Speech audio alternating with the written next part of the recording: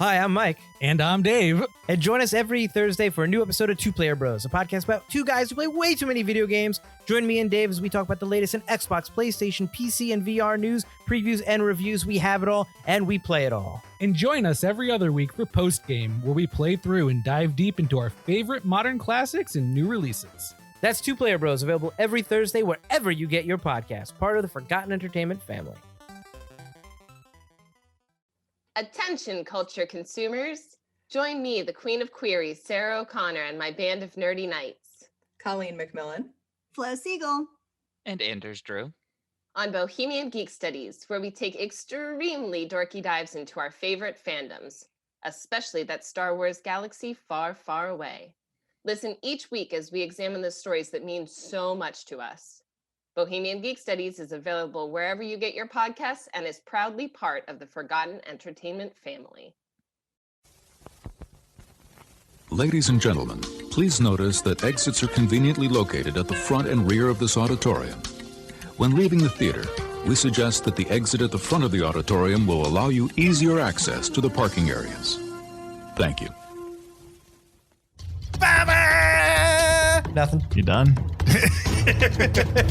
Story elements, Butler. Story is a great thing. Is what we're doing. You're telling me a story. Great story here. I'm like, oh, you're done. You're done. He hasn't. He's still leaping, but he's not home yet.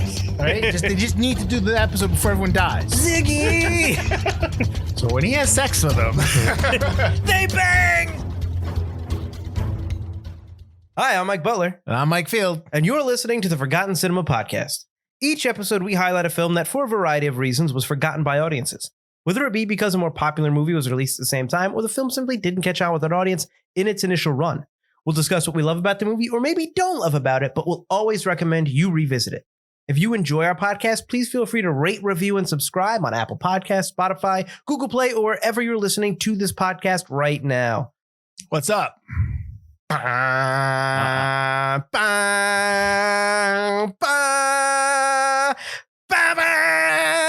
Nothing. You done?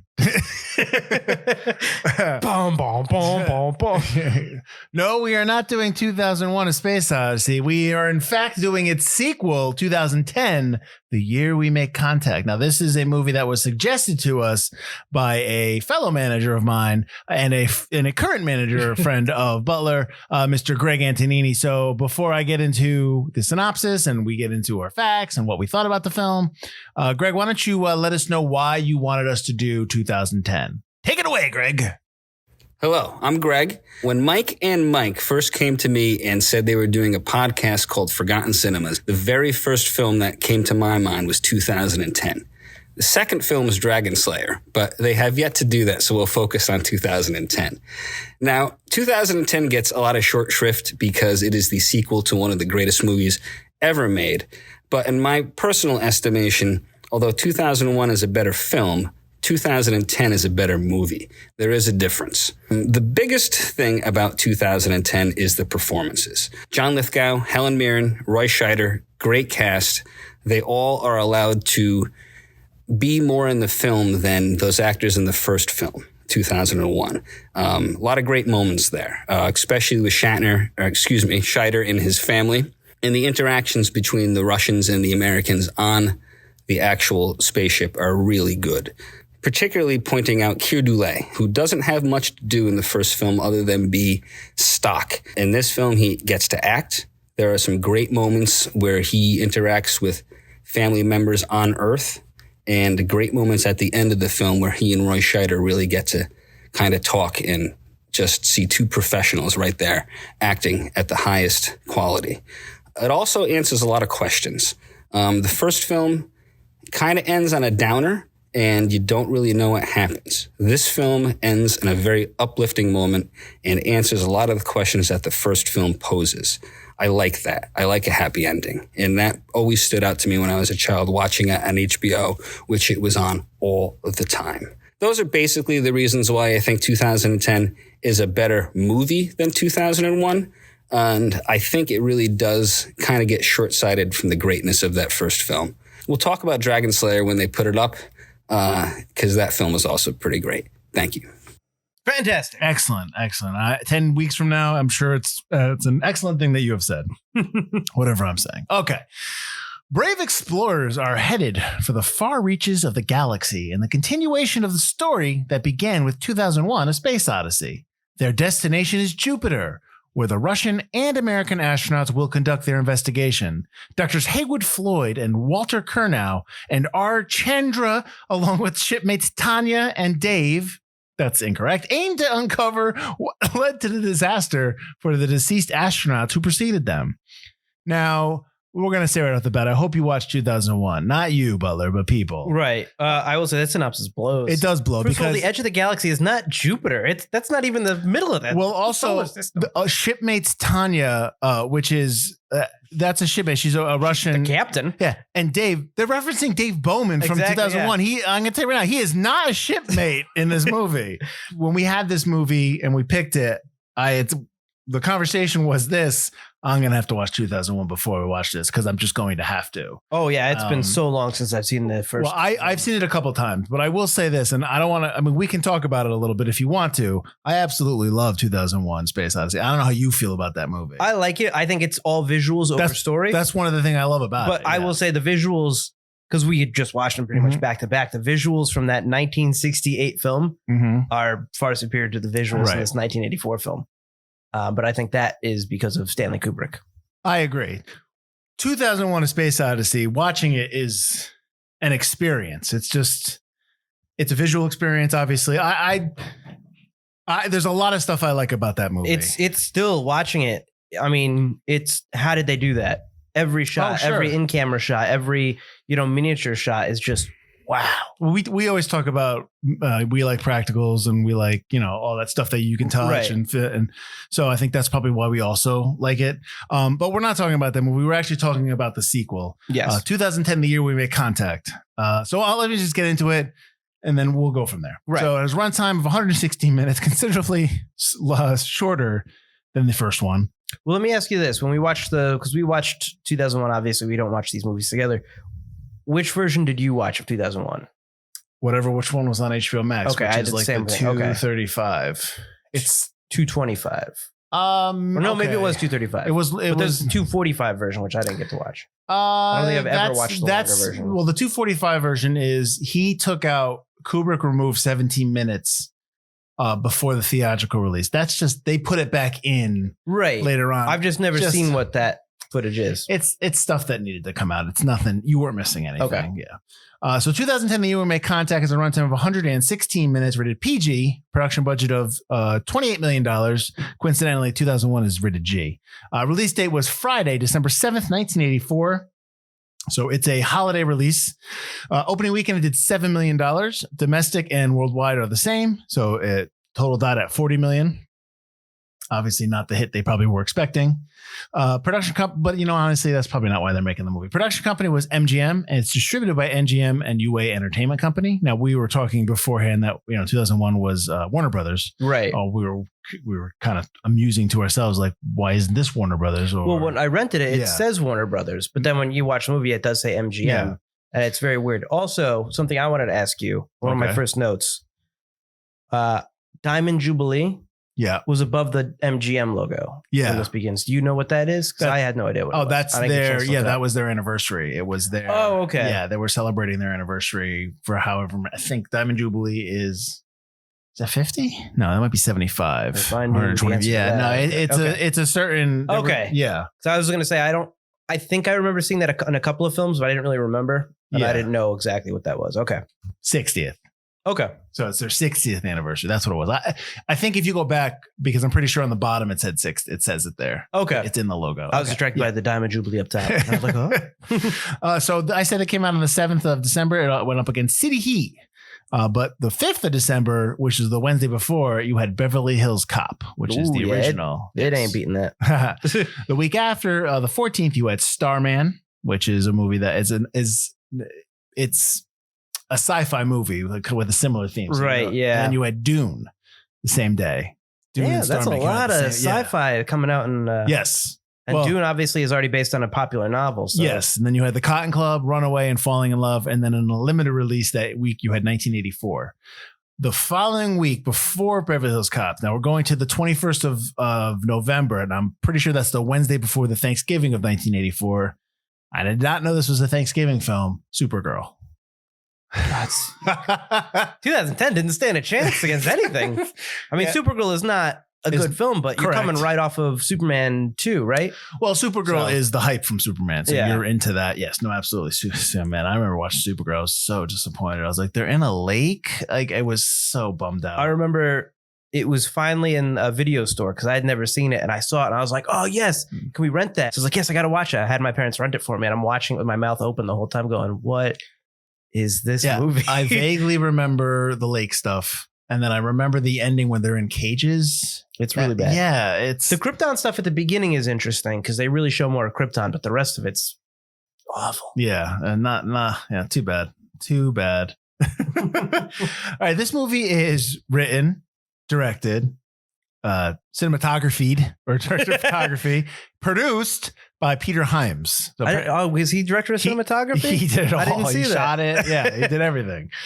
Peter Hyams has directed Capricorn 1, Running Scared, End of Days, Outland, and a movie that we covered in season 1, The Star Chamber. Outland is what got him this job, apparently. And asking for permission from Stanley Kubrick.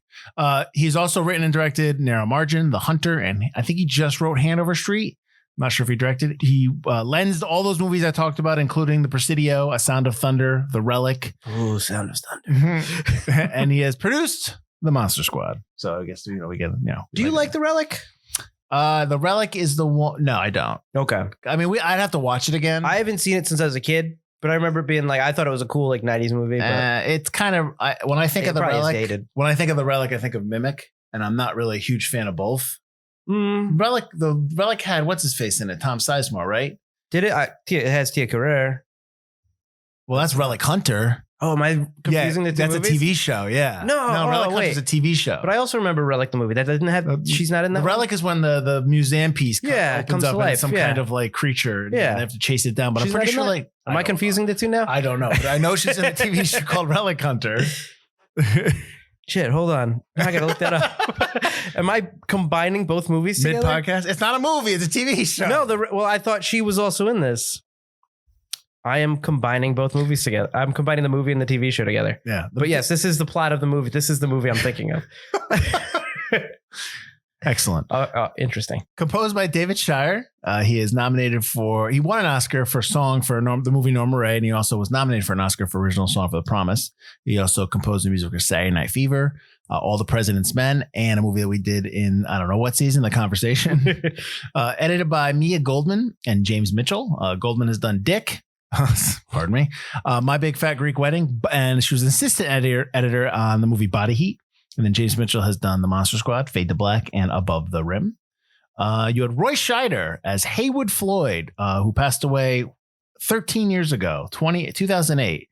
I miss Roy Scheider. He is really, really, I like Roy Scheider. Fantastic actor. He is.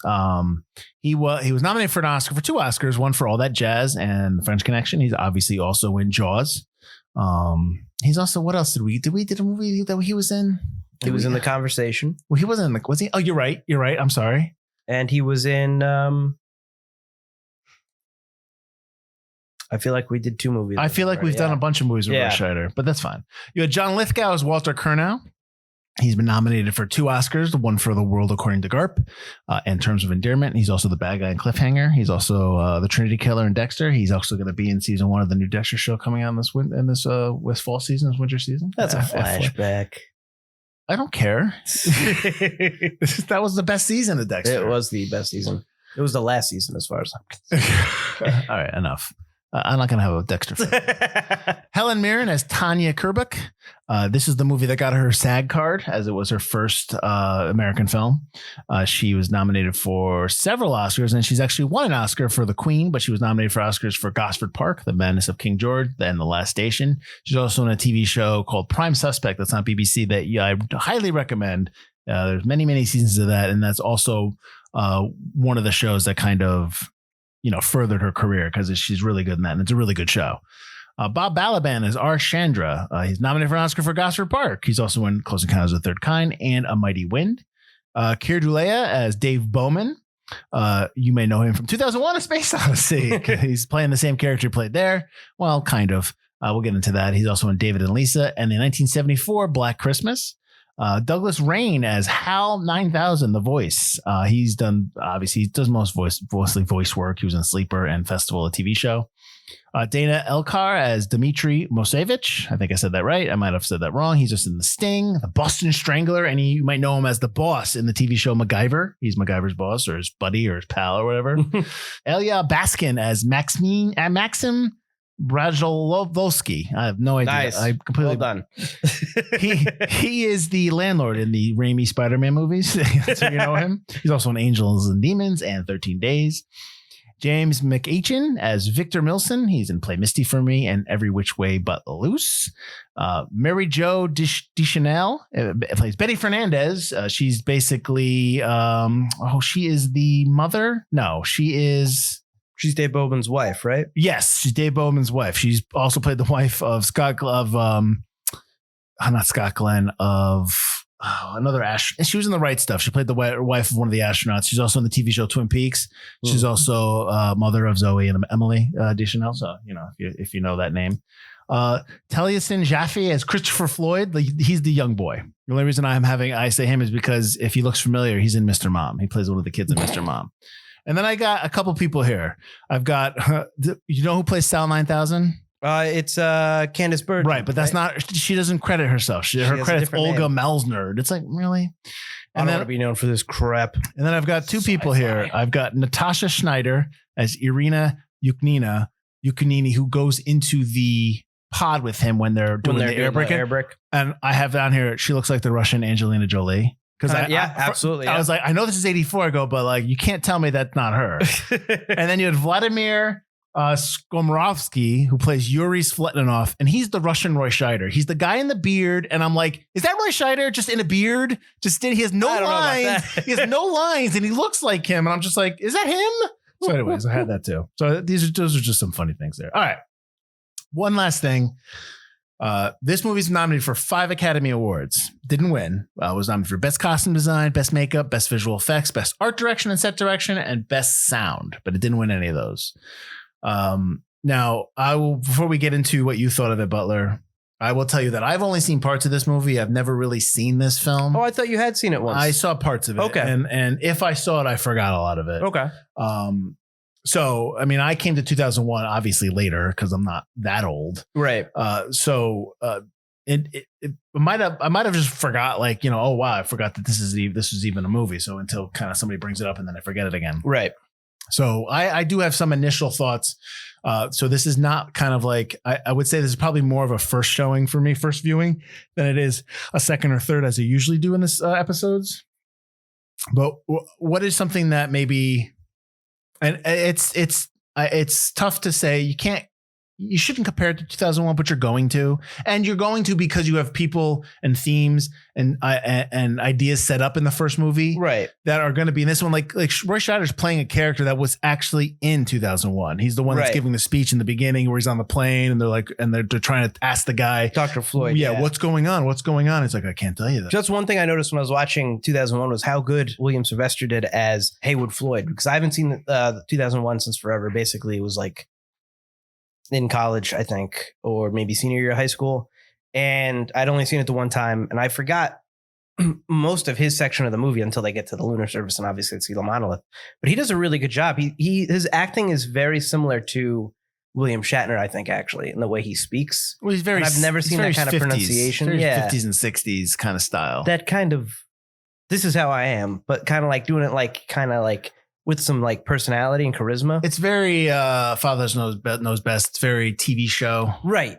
That kind of very different from how Scheider plays his character. Yeah, no doubt. But yeah, I did like him in that movie. So anyway, like I was saying, that you don't want to compare it to 2001, but you're going to. It's the sequel. Yeah. And it's unfair to compare this movie a little bit because 2001 is, whether you don't like it or not, which I don't know a lot of people that don't like it. It is a movie that is extremely, it's noteworthy. It's a movie that is always going to be talked about when you talk about film. When someone says it's film, important. Yeah. Film throughout the ages, that this movie is going to come up. 2001 is always going to come up. Correct. So, when you're following that kind of film, you're destined to be looked down upon. Right. But that being said, what is something that what were your overall opinion of this film? How about that? Well, I had seen this a few times growing up. My parents actually had this movie on VHS and not 2001. I didn't question those. It was a bootleg VHS. I don't know anything about that. So I had grown up kind of watching this movie more than 2001. And as a kid, I would not have been able to sit through 2001 anyway. This has a much clearer story. Like a kid can kind of follow, like anybody can follow kind of. So you think you would have, I thought with 2001, at least the visuals would keep you intrigued, where in 2010, this movie, there's a lot more drama. In 1970, maybe I'd be more interested in 2001, but like Star Wars and all that is out at that point. Star Trek's out, that kind of special effects, those kind of visual effects have been done. They've been completed. So I would need something with a story as a kid. Well, we did a movie on the show. We did a movie on the podcast, The Final Countdown, that used effects that they were going to use in 2001. Douglas Turnbull, who did a lot of special effects, who took one of those effects that they didn't use in 2001. They used it for the Final Countdown. Yeah. So go ahead. But I like this movie. I like that it's got a clearer story. It's got great acting, great performances, and it's a sci-fi movie and something that I know that they don't make money, but it's a sci-fi movie without a clear like antagonist. It's a sci-fi movie about discovery. It's a sci-fi movie about exploration, about science, about humanity.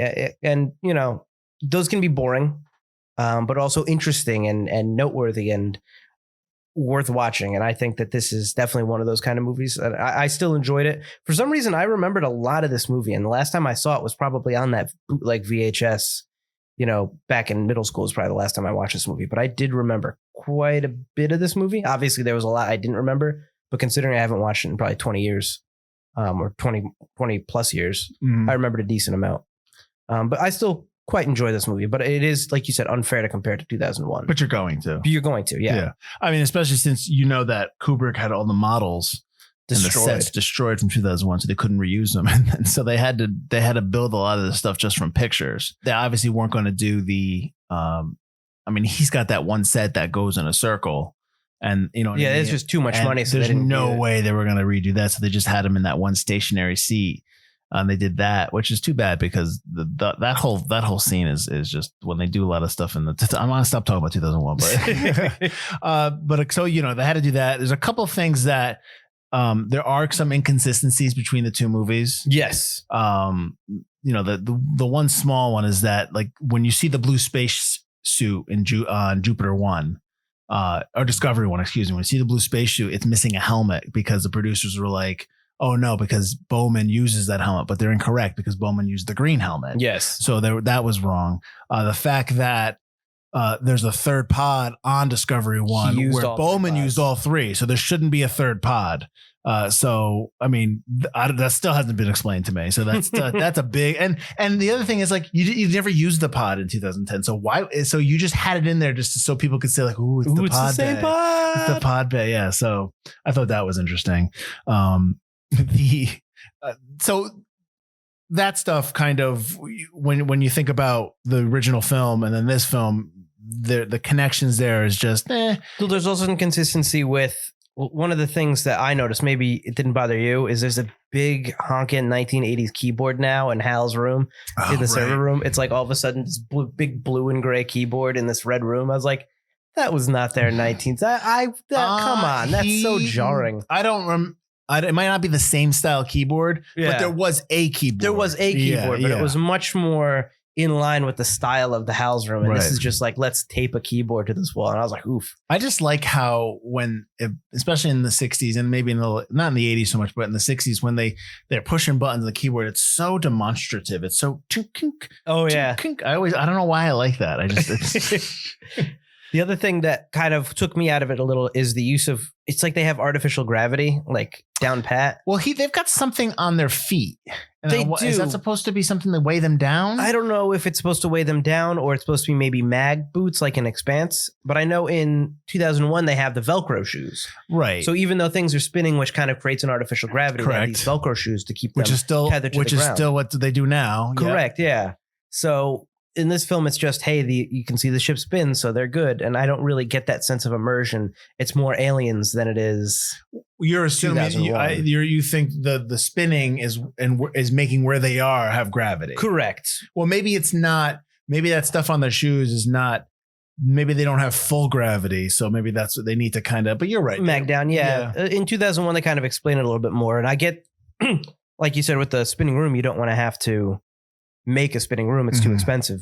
But yeah, explaining how they're stationary would help a little bit. But also, like, the papers are all on the ground.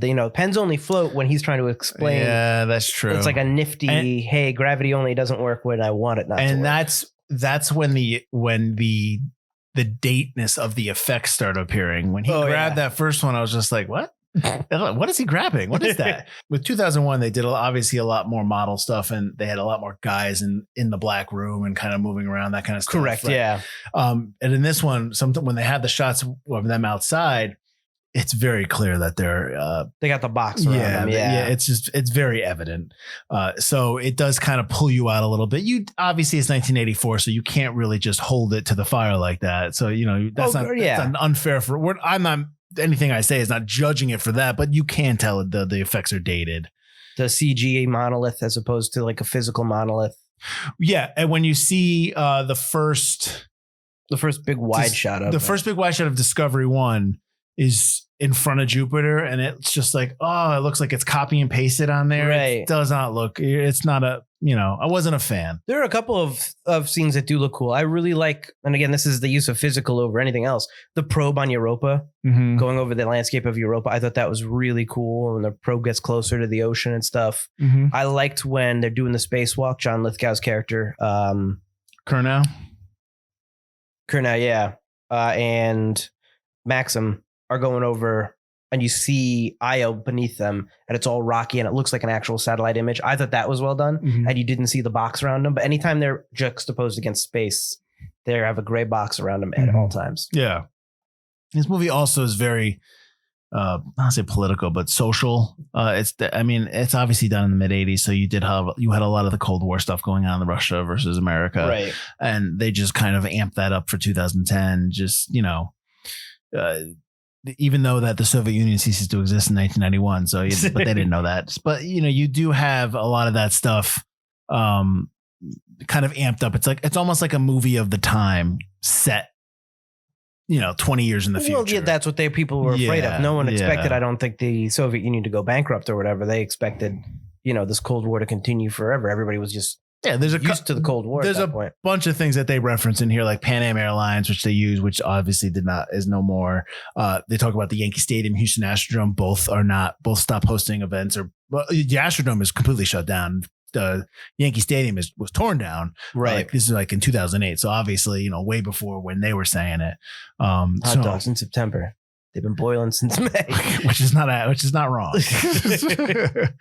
Did you notice that they changed one of the characters? So Helen Mirren's character was changed. Her last name in the book is Orlov, and they changed it to Kubrick because it's Kubrick backwards without the C. It's like, why bother? Ugh. Why? You couldn't keep Orlov? You couldn't keep the name? I do like that the Time magazine in the hospital, where it's like America versus Russia.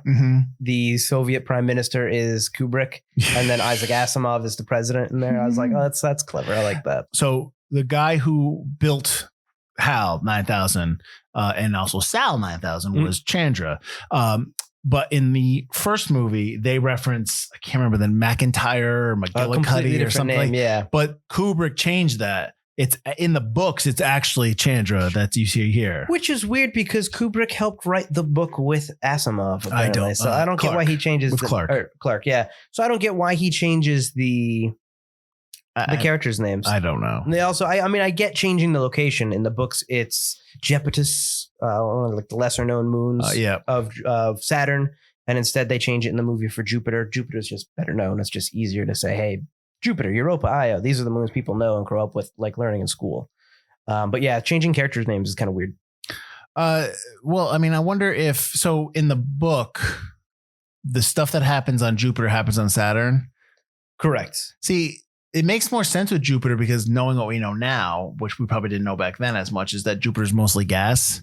And Jupiter is thought to be like a proto-sun, a sun that didn't make it. Yeah. So it makes kind of a lot of sense. I do like when it starts going, or I guess starts turning into a sun, that it looks like an eyeball a little bit with the black mom. That effect is actually kind of neat. Yeah. With the gases pulling in. Yeah. And it just starts sucking it in. But like, I have to laugh because so at the end of the movie, they base the people that they make contact with, which they really don't ever really, like, it's alien life, but they don't really know what to make of it. So it says that you made contact, but you really didn't. But when it goes, all these worlds are yours except Europa, attempt no landing there. Right. And then Peter Hyams added, use them together, use them in peace. I'm going to tell you right now, they're obviously going to go to Europa if you tell them don't land there. Well, in the sequel novels, it's explained that they have done a bunch of times. Yeah. And guess what happens each and every time? People die. Yeah. You're telling them, listen, we gave you all these planets, but just don't go to Europa. They're going to be like, why not? We're going to Europa. We're going to Europa. Absolutely. Especially after Floyd and the Russian crew find signs of life there. Yeah. They didn't want them to. Clearly it's like, what's up there? Something's up there. Yeah. Yeah. But no, I mean, I like the message it sends. It's like, use them in together, use them in peace. Also lends itself to the sequel novels where the monoliths decide to destroy humanity in the sequel novels because they're still a warring species and they kept going to war and stuff like that. So the monoliths were like, you know what? You don't deserve sentience. You're a danger to the galaxy. Yep. So the sequels are, so the 2001 Space Odyssey is the first book. 2010. It's not called. Is it called the You Make Contact? I don't think so. I think it's called the Second Odyssey. Called the Second Odyssey or Odyssey 2. Or 2061 is called Odyssey 3, and then 3001, the Final Odyssey. I would not mind those movies to be done now. Those movies would have to be done like as HBO Max movies because they would make no money. I haven't read them, but reading the descriptions of what the books are, they're very out there. I wouldn't go back, and you can't. 2001 is a movie that you should never go back and remake. Oh no, never. It's done. It's great, and I really wouldn't remake 2010. I'd kind of keep it go. I would pick up these from where you left off from these two and just do these. Oh, absolutely. Yeah, I would absolutely have no problem seeing two more movies in this series kind of thing. Well, what's great about the series is the movies take place so far in between. You can have different characters. You can have different characters. I mean, Haywood Floyd is a character in 2060, but he's like 100 something. Yeah. So you can totally recast an older actor to play Scheider's part. And obviously you have 60 years of different experiences after that character. Yeah. So. But you've already changed the Haywood Floyd character once. So it's okay to changing it again. Yeah. Is like James Bond or something. Yeah. It's not a big deal at this point. Or Jack Ryan. He's the Jack Ryan of space. He's 104, 105 or something like that. Yeah. He gets invited to kind of get as close as the public is allowed to Europa on a Starline cruiser or something like that. Right. No, that's fun. So give me something else. Maybe that. Oh, actually, you know what? Why don't you give me something that maybe you didn't dig? I mean, I just kind of talked about like the effects and stuff. Some of the inconsistencies with the science. I didn't dig.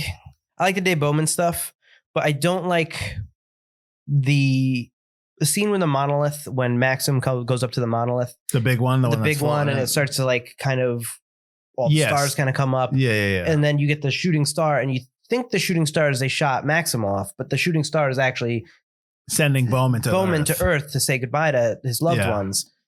So what happens to Maxim? And you don't really ever get to know what happens to him. He's dead. But it's like, so Bowman gets invited to go, obviously, the 2001, the book explains it more, but the movie just kind of shows you. He goes through the star field and he kind of goes into this alien kind of cross section where alien species kind of go to different star systems. Kind of like in Contact when she takes the superhighway to the moon. Very similar. Yes, yeah. So did Maxim die? Did he go there? Oh, he's dead. So the monolith just kills him, but with what? Just like a laser blast? Well, it pushes him off into space. Where's he? I mean, he's not coming back. Does it push him off to space? They never bring him back. It doesn't really show that. Well, they show the shooting star of Dave Bowman coming out. Yeah, it shoots off and he gets sent off. Did they show him spinning? I think so. I think you see it going off. I'm pretty sure you see him. See, I don't think you do. Well, you never see him again. Exactly. So is he in that star field now? Did he get invited? He a second star? Maybe he's in the third. You'd have to read the third book. I guess so. The phrase that in the beginning of the movie, the phrase starts off, "My God, it's full of stars." It starts off. You hear it twice. That's actually not in the movie. Right. 2001. They say it is. They say that's the last thing they hear Bowman say when he goes into the monolith. But he does say that in the book. It's in the original book. You talk about how it wasn't floating near Jupiter. It was near Saturn's moon. And then it's when he in the book, when he flies toward the monolith, it changes from a slab into a tunnel. Right. And then so they never really show that in the movie, which probably because they couldn't. Right. I mean, the effect is pretty cool. I mean, you get the idea. I guess the book shows a bunch of alien species, though, other starships, just stuff that they really didn't have the budget for, even for 2001. The full phrase that he says that's recorded is, "The thing is hollow, it goes on forever, and oh my God, it's full of stars." And then that's it. And this, you just hear, "My God, it's full of stars." Right. Which I didn't know, because I read the note afterward, and I was like, I just watched this movie. He did not say, "Oh my God, it's full of stars." I went back and rewatched the end on HBO Max. I'm like, this guy didn't say nothing. Well, no, because in 2001, the biggest thing, like the first 23 minutes or 28 minutes there's no dialogue. And then at the end of the movie, the end, like 23, there's no dialogue as well. So which makes sense because Bowman's by himself. Yeah. So he shut down Hal at that point. And real fun fact, I never realized that in 2001 when he throws the bone up, I thought it was the space station. That's the next thing you see. That's not. I thought the exact It's a same nuke. thing. It's a nuclear bomb. It's a nuclear warhead. That's what you're seeing is floating. I'm like, damn it, I didn't know that. So basically the first weapon to the newest weapon, which, obviously. So we got evolution. Monoliths helped us out. Just learned how to kill each other. One of the things I was a little disappointed about with 2010, and it might just be because it's not in the book or the book didn't show it, is that when they reactivate Hal, he doesn't sing Daisy. I would have liked him singing Daisy or something like a connection with that. He deleted all of his memory, so he wouldn't have memory of that. Okay, yeah, that's true. Well, I thought he used the worm to delete the bad memories. No, I think he used the worm to get to the memories of the mission. But that means that he still would remember learning. Well, a bad memory of being shut down would be. Chandra. Yeah, that's true. That's true. I just would have liked that kind of connection between the two things. Also, would have liked more of Sal. There's this whole thing with Sal at the beginning of like trying to figure out what was wrong with Hal, and we're connected. He says he's gonna unplug her and plug her back in and see what happens. Yeah, and you never really find out what happens there. Speaking of the scene when he basically he has to tell Hal that Chandra has to tell Hal that we're gonna have to kill you. We have to blow off all the discovery fuel, and then we have to go. So, and then he's like, you should go. And like, he's got 30 seconds. What lifetime did he thought he was going to make that spacewalk in 30 seconds? Then he stops in the middle of the pod room and goes, "Thank you, Hal." Yeah. Like, dude, you get out. Yeah. I didn't understand. Do you want me to stay with you? You kind of have no choice. Seriously. I did not get that. I'm like, there's no way you're going to make this. And like, it was so it bothered me. I mean, I do like that whole conversation. I like that Hal isn't, you end 2001 thinking Hal maybe is kind of the bad guy, because you don't know exactly why Hal did what he did. You have assumptions and stuff like that. But my assumption was he just didn't want to get shut down. He didn't want to be. Well, it was because he wanted to do the mission. That's right. He wants to do the mission. He wants to complete the mission at all costs. But also, I don't think he wanted it's a secret mission. Yeah. Well, so you didn't know that. Shut down. Right. But then you find out in this movie that somebody from the National Security Administration basically gave him the instructions that the mission is more important. Right. And Hal had to kind of lie about it. Right. And then they taught how to lie. And that's what Chandra's problem was, that it was human error. You told him to do this and he did it. And now you caused this problem. You told a robot that literally can't lie. Yes. To lie. Yeah. So, and then, so like the fact that, he tells the truth. Yeah. You kind of, it's almost like this movie is almost it's almost like a redemption story for Hal 9000. Yes, yeah, absolutely. To kind of, explain what he did and why he did it. And he's not like, because everybody knows when you say 2001, everybody knows, oh, Hal 9000, you don't mess with that. He tried to kill him. But like in 2010, it's like, well, this is why. And if you did ever watch 2010, you're always going to view Hal 9000 as evil. And you know what I mean? You're never, you're going to, if you watch this film, then it's going to make you understand what's going on in the first film. Which I kind of like, because it does give a little bit more of an explanation as to what's going on, which is cool. And in that case, the sequel kind of works to connect the first one. Yeah, absolutely. Some of the pieces and stuff. I love Scheider's face when he tells him, "Look behind you," and he's like, and the Dave's behind him. Yeah, I thought that was great. It's important that you believe me. I mean, it's him talking through. Right. Yeah. Because Bowman is talking to Hal 9000. And then at the end of the movie, he says, "Oh, you need to do one more thing. It's nice working with you again, Dave." Like that kind of stuff. I thought that was good. And then he joins him on the monolith. Yes. To become I guess, part of it. Part of the monolith. Yeah.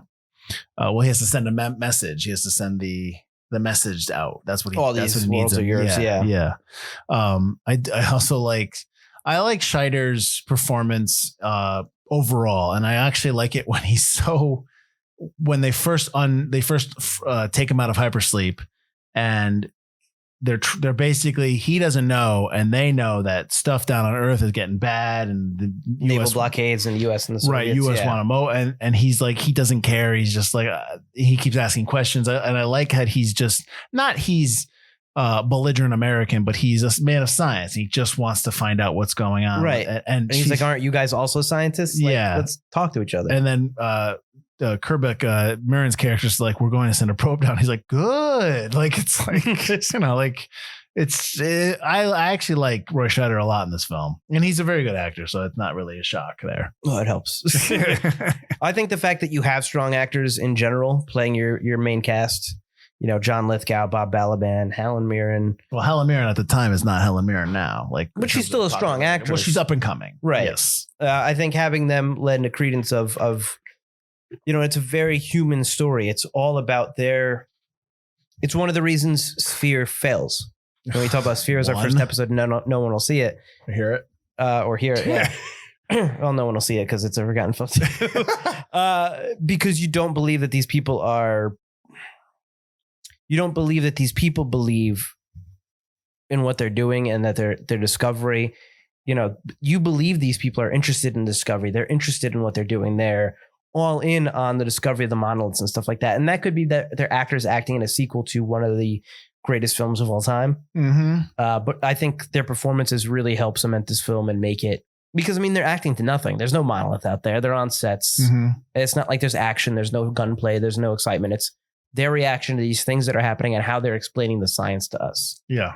And I think that the strong performances really help that. You also don't have what you would inevitably always would have if this movie was done now, where you have a character that has ulterior motives and is getting secret messages from the government. Oh, yeah. There'd be a Russian there blowing something up, or an American doing the same thing. Right. When they have the whole thing, when they send the messages out and they say, you need to leave Russian soil, so you need to go on to Discovery, and you need to, they don't want to. They it's not, there's nobody on there that's like, good riddance. There's none of that. And I think that is, it's almost become cliche now, where you always see that in the film. There's always that one dude that needs to, get over his bias over the other people for whatever the reason. Right. Like you'd have, Kurnow would absolutely be the one with a bomb. Like, you built the Discovery too. Do you really want the Lenovo or whatever to be the one that? Yeah, it would stuff like that. And I get it. Sometimes that works, but when you always see it, it's a little, you're a little appreciative of something that doesn't do that. Right. And you also, and there's, I think what else you have going for 2010, and this being that it was shot in 1983, so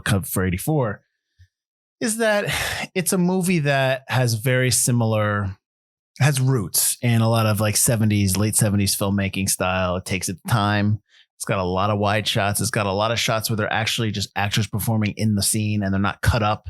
I think you have a lot of times what they do now is they say, oh, we need to shoot for coverage. We need to shoot ones for coverage. And that's complete BS, because they just don't trust the fact that they can't have the actors performing the entire scene for a good minute and a half. There's a scene where they're sitting in front of the White House and it is a wide shot and it's at least a minute and a half long. And you know what? There's nothing wrong with it. Absolutely. See, that's the thing.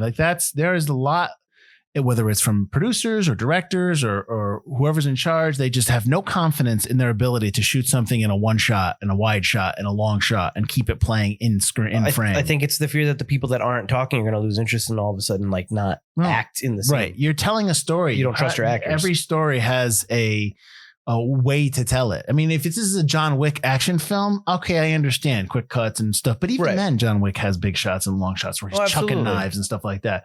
So I just think it goes to a lot of just sensibilities. It goes to a lot of filmmakers now who probably don't have the confidence to do a movie like this, because there are filmmakers that do this. And it's funny because I can think of people like Villanueva. I was going to say the same thing. Yeah. Where the movie like Arrival, and you're like, oh, the movie's so good. It's like, yeah, but why? Why do you like that movie? It's like you recognize why you like that movie and stop accepting what you're seeing that's crap.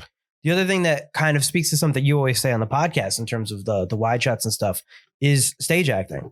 Yes. Now, these actors come from actual, acting. They're not just like, you're hot, come act, you're a mod. Like, they're like, they've done the craft, they've done the time. When you're on stage, somebody can be doing a performance right here, but you're to the left of the stage, maybe not the focus of attention, but people are going to look at you. You have to stay in character that whole time. You have to be in the scene. You have to be present in the moment the entire time you're acting. And that's what actors want to do. That's what actors want to do. They want to perform and act. They just don't want to do one line, two lines. Okay, move on. One line, two lines. Okay, move on. Yes, I know there are some actors that can't do stage. And I guess there are some TV actors and some movie actors, and they're used to that. That's fine, whatever. But not the stronger actors always have a base in stage. And I'll take it one step further. Roy Scheider is not going to be a leading man if he's up and coming now. They would not. He would not. They would absolutely not. He would. They would put him as a character actor. They would try to place him in a box to be a certain thing, and that's unfortunate because clearly he's a leading man, and clearly he can carry a film, and clearly he has presence. But I don't know if that would be recognized now these days. You know, he doesn't look like Brad Pitt. This is true. And but Brad Pitt's got chops. You know what I mean? I'm just saying Brad Pitt's got the look. Yeah, no, I got you. Absolutely. Absolutely. I'm not taking a dig at No, but there are some people that have the looks and don't have the chops, but still keep getting those roles. And then you wonder why these movies aren't that good. You know, like, I don't know how many times I got to hear about a movie being a masterpiece or fantastic. And it's like, calm down. It's like, I'll show you some masterpieces and movies that are fantastic. And even those movies have flaws. So it's like, come on. Yeah. Enough. All right. Now I'll get off my soapbox. Let's talk about the fact that they have pet dolphins. Like, how awesome it is. Okay. First of all, how awesome it is. That kid isn't going to fall into that water. There's no gate. There's no baby gate. There's nothing to stop the kid from being tripped in. He's like 5 or 6. But also, it must stink in there. It must stink in there with dead fish every time throwing dead fish in there. It's 2010, buddy. It's the future. Those tanks self-clean themselves. They got little robots cleaning that tank. Not my 2010. when Scheider's got his sick Apple IIc LCD with the LCD screen. Yeah. Those power back in the day. I love how close to 1980 2010 is. I know. But honestly, it's not untrue. Like, a lot of these movies are like the one thing they don't predict. Like, everything's so futuristic in these movies that take place in the 2000s. They never predict the internet. And it's like, that's the only really advanced thing we got. I always like when you see futuristic films and what they predict and how they just like, that's not going to happen. Although I'm still waiting for my replicators from Star Trek, because I'll have that in the house. That's no 3D printers at the beginning. Let me ask you a question. While we're talking about Star Trek, let me ask you a question. Yes. When they replicate the glass and the drink, what happens to the glass? Do they throw it out? They put it back in the replicator. And it takes They do show it a couple times. Okay. Yeah, it beams it down and breaks it down into its base molecules and they reuse it. All right. Excellent. I have yet to see that, but all right. It does. It'll happen later on. But yeah, they'll show things, people cleaning up doing that. Okay. So the other thing I wanted to talk about, let's go. Well, actually, wait a minute. Let me go back to the dolphin tank. So that his house is actually atop the MGM Studio saucer tank in Culver City, which is crazy. Yeah. Yeah. So that's a real place. They put the dolphins in there. The dolphins are from a local aquarium. Oh, they got awesome names. What were their names? I don't know. Dolphin 1 and Dolphin 2. No, they got dumb names. No, one of them was named Lilani, which is fine. The other one was named Captain Crunch. Oh, jeez. I guess that's all right. So Peter Hyams and Arthur C. Clarke spoke before the set of this movie, talked through email connection. The first time ever in the movie business that they used it. They both had the same computer system and they both kind of were sending emails. There's actually a book out with those emails. I can't remember what it's called, but there's a book that just has all their emails and what they're talking about as they're making this movie. Right.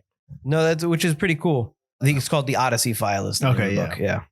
So for those out there, if you're interested, check it out. I am kind of interested. You ain't going to get that. Who are you kidding? I ain't getting that. There's also a book about the making of between Kubrick and Arthur C. Clarke for the first movie as well, which seemed interesting as well. You know, the first film score was done by Tony Banks from the group Genesis. I did know that. And he reused it for another movie. Yeah. Like, yeah, we don't want it. I guess you can hear some of the score on his sound. He's got an album called Soundtracks, which has pieces of music that he made for movies. Well, you knew you were going to use the classical music that you heard in 2001. My very first note is it's super underwhelming when they use it at the beginning. Does it seem faster to you? Does it seem a little bit? Yeah, pace on that. It's a little faster, and then it's just satellites on a sunset coming up. It's just not like some epic shot. I would have preferred like maybe the moon coming up behind the Earth, and then we go to the satellites. But it's just the satellites as the credits go. It's just like, I get it. It's the sequel to 2001, but its music's not really necessary there. Yeah. I mean, it works at the end of 2010 when they show obviously the monolith on the melted Europa, which is a really cool effect. I like that 1980s super alien looking where it's Wrath of Khan growing creatures now. It's like the Genesis planet. Yeah. Wrath of Khan. Yeah. I like the air braking scene. I just want to put that out there before I tell you what I don't like. I don't like the voice memos. I don't like the voiceover. I knew you'd have a problem with the voiceover. I don't like it. Now, I understand in the beginning, it's like a straight up exposition dump in the beginning of this film. With the report on what happened in 2001. With like stills from the movie, from the first one. I mean, I understand it. So I was okay with it. But I wasn't a fan of the voice memo stuff. I didn't understand. Do we need this? I mean, do we really need this? No, because the characters could have discussed that. I think you could have. I like that they explain more in this than in 2001, where they don't explain anything. Mm-hmm. But yeah, I think it could have been dialogue between characters. They're all scientists that should be talking about this stuff. Yeah, I thought you could have worked it within the dialogue better. I liked his message to his son at the end, which was less about what was going on and more about what he learned from the experience. Maybe if that was the only voice memo, like it was just him, because there's a voice memo from his friend from the White House. Like there's a couple of them, explaining what's going on between Earth and Russia, which I didn't really need. I didn't mind when they did the video message. Oh, the final video message. Yeah, war is breaking out. I didn't like the multiple voice memo stuff and anything like that. It's just if it's just him and to his kid, and that was the only thing, and that was just kind of like Roy Scheider's inner dialogue, I wouldn't love it still, but I'd be okay with it. But because you have multiple different people and it's multiple times. I feel like we need to keep explaining things for everyone else to know. Right. Yeah. That's all. I'd prefer it through dialogue. Yeah, I think that'd be better. Obviously. Why do you think it was forgotten? Because it's boring. Ooh. I mean, I love it. It's not boring to me. Fired. I think it's interesting, but it's boring to most people. Most people are dumb. Most people are dumb. I watch what people come to see in the movies, especially nowadays. I don't know that. I don't think it's much different from 1984. People are going to see Beverly Hills Cop. They're not coming to see this. Well, they're going to see Supergirl. They're going to see Dune. They're going to see all these movies. They're not coming to see 2010, a movie about a bunch of scientists trying to figure out what a giant black Lego block is. That's what they see in their head. That's all they're thinking. It's like 16 years. Because 16 years. Yeah. Like almost over 15 years removed from the original. Yeah. It's just, I don't think too many people would have seen it. I mean, this is kind of the beginning of Laserdisc and VHS and all that. So it's not like people have access to it infinitely in their homes, although I'm sure it was broadcast on TV a lot because it's a very popular film. You're not getting huge fans of 2001, coming in to see 2010. It's a long time between sequels. That's quite a gamble. And probably a reason that I know Tom Hanks was attached to 2060 and the other ones, which would have been cool. He could pull that off though. I mean, he's got to deal with the Apple TV. He's cool with streaming stuff. Like I said, I think they would make great streaming movies because they are more, not ethereal, but they're more. Is it ephemeral? Is the word I'm looking for? Maybe. They're more in your head. They're more thinking movies. They're not movies about action and lasers and fighting. It's about exploration and peace and understanding and where you come from. And those themes are themes that are intelligent. And a lot of moviegoers are not intelligent. That is not what people come to watch. Shots fired. Oof. I tend to agree. But that's going to theaters has always been for the casual viewer. I mean, this movie is probably not a casual viewer movie. This movie is more of a I don't want to say an adult film goer, but maybe a more mature film goer. You need to know you know what you're going in because you're into 2001. It's not a movie where you're like, oh, what should we watch? It's when you're looking up at the screen. This is a movie that, oh, I read the book. Oh, I love the movie. I want to watch it. Yeah. I hear you. I mean, I think MGM got what they wanted out of it. the Oscar nomination. So I think that's why they made, like you kind of pointed out, that's why they made a movie like I understand that, but the Oscar nods they got are almost just like toss them those knobs. It feels like it still makes it a critical movie, which is I think what they want. And this is before, I want to say this is obviously way before, where nominations were done by the whole collective body of the Academy, not specific people within that group. Yeah, within that, like, like when a movie like Titanic comes out, right, and it sweeps the nominations, that's because they're voted on by everybody. You know what I mean? Like some nominated categories are not nominated by everybody; they're nominated by people within that specific. So only costume designers. Yeah, they're weighted heavily or something like that. Okay. It's something to do with that. I think it's before that. But I will say this: let's talk about. We don't really do numbers a lot, so I'm gonna talk because you brought it up. Right. So when this movie came out, I said it came out on the 7th. That opening weekend, it came out. It was number 2. Obviously, to Beverly Hills Cop. Mm-hmm. The next 3 weekends, so the next 2 weekends. So Beverly Hills Cop opens number 1, and then it was number 1 the next weekend, and then the weekend after that, the Christmas long weekend, it was number 1. So it's obviously a huge, huge hit. And then 2010 goes to 4 those next 2 weekends, then goes up to 3, and then it's still 4, and then 6. It never gets higher than 2 in terms of its space. But like, what's funny is that I'm looking at the number 1 movie the 2 weeks after Beverly Hills Cop came out, and it's Ghostbusters. And Ghostbusters came out in June. Did it have a re-release? Maybe, but like the next 2 weeks after, so the Christmas long weekend is Beverly Hills Cop, and then the next weekend, the 28th, like right before New Year's, is Ghostbusters. And then Beverly Hills Cop again comes back. Beverly Hills Cop is a huge hit. Its overall gross at that point, at the end of the year when it came out. So it came out on the same weekend as this, the 7th. By the end of the year, which is just that month, they already made $86 million. That's a ton back from right. Then, yeah. So it was already a huge hit. So yeah, no, it probably was. Eddie Murphy's hot, probably a big thing, and yeah, exactly. Oh, yeah. Supergirl was number 1. It's opening weekend. Not surprised. Oh wait, yeah, it was number 1. But yeah, I'm sorry. Now I'm just cycling through here. Okay, I apologize. Yeah, I don't think people don't watch 2001 and go, oh, I got to see 2010. They don't. People watch, like when people watch Star Wars, they go, I got to watch Empire Strikes Back. You know what I mean? They don't, it's not like that. It's not that type of film that you want to go to the one. And I also think that the comparison to 2001 hurts it because people, when you say, 2001, they made a sequel 2010, it's like, well, how is it? Like that's the reply. So it's probably, I think it's maligned a little unfairly, but it's not perfect, but what movie is?